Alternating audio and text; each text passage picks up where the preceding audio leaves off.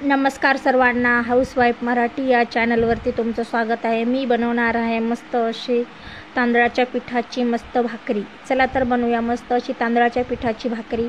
तर ही तांदळाच्या पिठाची भाकरी खूप छान लागते खायला। चला तर बनवते मी। तर तांदळाची भाकरी बनवण्यासाठी मी 1 ग्लास पाणी घेतला आहे। पाणी गॅसवरती थोडंसं कोमट व्हायला ठेवायचं। नंतर याच्यामध्ये थोडंसं मीठ टाकायचं आहे।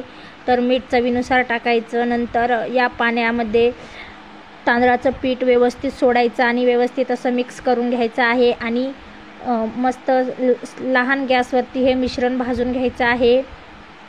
तर व्यवस्थित असं हे मिश्रण मिक्स करून घ्यायचं, एकजीव करायचं आहे। तर हे तांदळाचं पीठ व्यवस्थित 2 मिनिटं गॅसवरतीच असं शिजायला ठेवायचं आणि मस्त असं शिजवून घ्यायचं। जेवढं चांगलं हे मिश्रण शिजेल ना तेवढी छान तांदळाची भाकरी तयार होते। तर मी असं हे मस्त असं मिश्रण मिक्स करून घेतलं आहे। नंतर याच्यावरती ताट ठेवून वाफ काढून घ्यायची आहे। तर बघा मी आता हे मिश्रण थंड होण्यासाठी ठेवलं आहे। थंड झाल्यानंतर या मिश्रणाचा हातावरती छोटी अशी लाटी तयार करून घ्यायची आहे। तर ही मी लाटी अशी छोटी तयार करून घेतली आहे। तर मी ही भाकरी कापडावरतीच बनवणार आहे। तर मला भाकरी थापून बनवता येत नाही, तर मी अशी कागदावरतीच कापडावरतीच अशी तेल लावून ही भाकरी बनवून घेते। तर मी कापडाला तेल लावून घेतलं आहे पन्नीला। नंतर ही भाकरी अशी मी थापटून घेणार आहे। तर मस्त अशी ही थापटून घ्यायची आहे।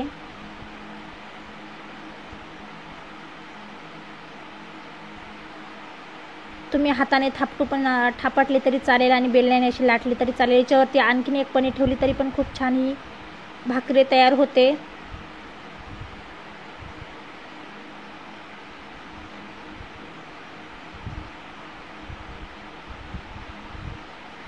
तर मस्त अशी भाकरी लाटून तयार झाली आहे।